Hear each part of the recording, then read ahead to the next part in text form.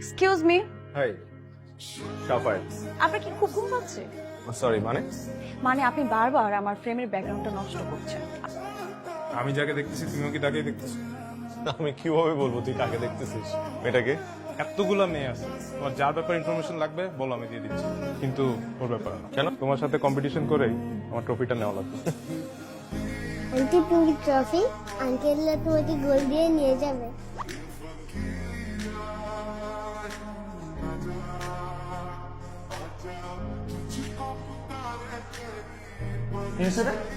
বিয়ে তো ভেঙে গেছে।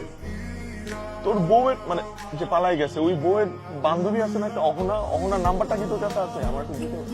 তাড়াহুড়ার মধ্যে কালকে নাম্বার নিতে পারি নাই তো।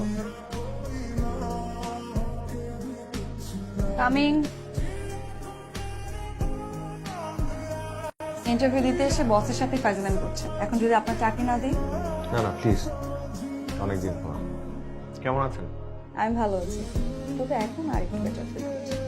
চলেন বাকি কথা কফি খেতে খেতে শেষ করি। তাহলে কি আমার চাকরিটা হয়ে গেছে? হ্যাঁ, আমি কিন্তু আপনাকে অনেক খুঁজেছি। ঢাকা শহরের রাস্তাঘাটে খুঁজলে আমাকে পেতেন না, কারণ আমি এতদিন মেলবোর্নে ছিলাম।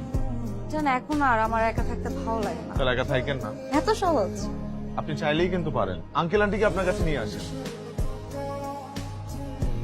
আমার একটু টেনশন হচ্ছে, আমি আছি তো। এই কারণে ভয়টা একটু কম লাগছে। কালকে তাহলে দেখা হবে সকালে।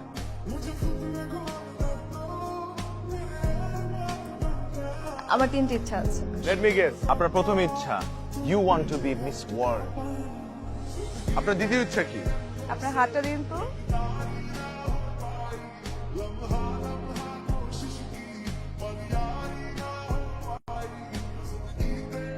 আপনার কাঙ্ক্ষিত নাম্বারটিতে এই মুহূর্তে সংযোগ দেওয়া আপনার সাথে কি সাফায়েতের কোনো কথা হয়েছে এর মধ্যে? দিন যে আপনারা একসাথে বের হয়েছেন না, এরপরের থেকে তো সে আর অফিসে আসে না।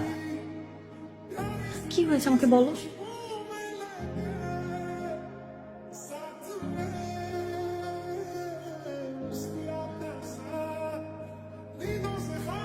ছুটি কি 5 দিনে দিলেই হবে নাকি আরো 2 দিন বাড়িয়ে দিই? আমার কিছু গুরুত্বপূর্ণ কথা বলতে চাই। আমি তোকে বিয়ে করার ডিসিশনটা হুট করে হ্যাঁ বলে দিছি তোকে খুশি করার জন্য। আমার মনে হয় তোর আমাকে বিয়ে করাটা ঠিক হবে না। অহনা নামে একটা মেয়ে আচ্ছা, তুমি 2 বছর আগে থেকেই ছিল, but I have slept with her.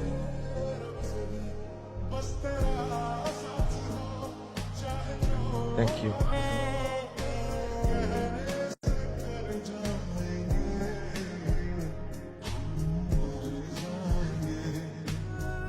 Sir, আপনি কি অহনা ম্যাডামের কাছে আসছিলেন? উনি তো এখান থেকে চলে গেছে। কোথায় গেছে?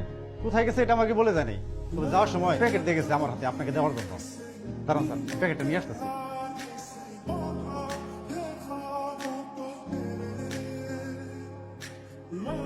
সাফায়েত, আমি জানতাম তুমি আসবে।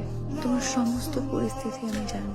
সিমরান আমাকে সব বলেছে, জানি বলেই তোমাকে কোথাও বলতে পারছি না। তোমার উপর আমার কোনো রাগ নেই, তবে জেনে রেখো তুমি আমার শেষ ভালোবাসা।